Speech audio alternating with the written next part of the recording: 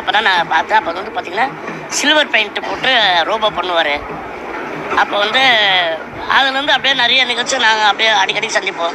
காலையில் பார்த்திங்கன்னா 8 மணிக்கு ஃபோன் வரும் எங்கேருந்து லேண்ட்லைன். அப்போ வந்து பண்ணுவார், அண்ணே நான் மதுரிலேருந்து வந்திருக்கேன், எனக்கு சென்னையில் யாருமே தெரியாது, நீங்கள் எனக்கு நிகழ்ச்சி சொல்லுங்கள் அப்படின்னு சொல்லிட்டு டெய்லி காலையில் 8 மணி ஆனால் கரெக்டாக ஃபோன் பண்ணுவார்.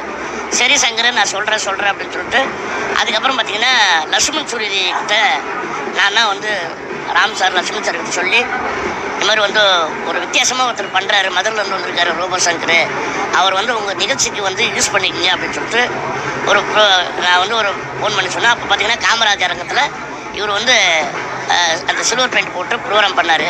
அதை பார்த்திங்கன்னா நல்லா ரசித்தாங்க.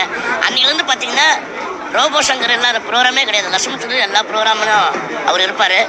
அப்புறம் பார்த்திங்கன்னா இவர் வந்து யாருடைய பின்பலம் இல்லாமல் தான் அவர் வந்து தனியாக முயற்சி பண்ணி உழைச்சி வந்து நிறைய நிகழ்ச்சி பண்ணி அதுக்கப்புறம் பார்த்திங்கன்னா இந்த லட்சுமண் சொல்லி வந்து அவர் வந்து ப்ரோக்ராம் பண்ணி அப்படியே அவருடைய இது திறமை வளர்த்துக்கிட்டு அதுக்கப்புறம் பார்த்திங்கன்னா விஜய் தொலைக்காட்சியில் போய்ட்டு கலக்க போகுது யார் அப்படியே வந்துட்டு பார்த்திங்கன்னா அதிலே வந்து அவருடைய டான்ஸு அதே மாதிரி பார்த்திங்கன்னா ரோபோ மட்டும் தான் பண்ணுவார். அவருடைய திறமைகள் பார்த்திங்கன்னா டான்ஸு அப்புறம் வந்து பலகுரல் இந்த மாதிரி ஒவ்வொன்றா அப்படியே கற்றுட்டு அவர் ஆர்வமாக பண்ணுவார்.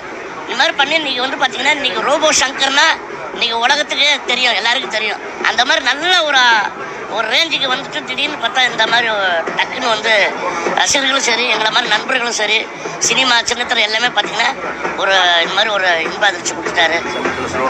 சமீபத்தில் பார்த்திங்கன்னா யாழ்ப்பாணம் போயிருந்தோம் இப்போ தான் 2 வாரம் முன்னாடி. ஒரே கலாட்டா. அதாவது பார்த்திங்கன்னா அந்த சூப்பர் சிங்கர் ஒரு 8-10 பேர் வந்தாங்க. அதில் பார்த்திங்கன்னா ரோபோ சங்கர் நான் இவர் தான் நடத்தினார் பிரேம்நாத்.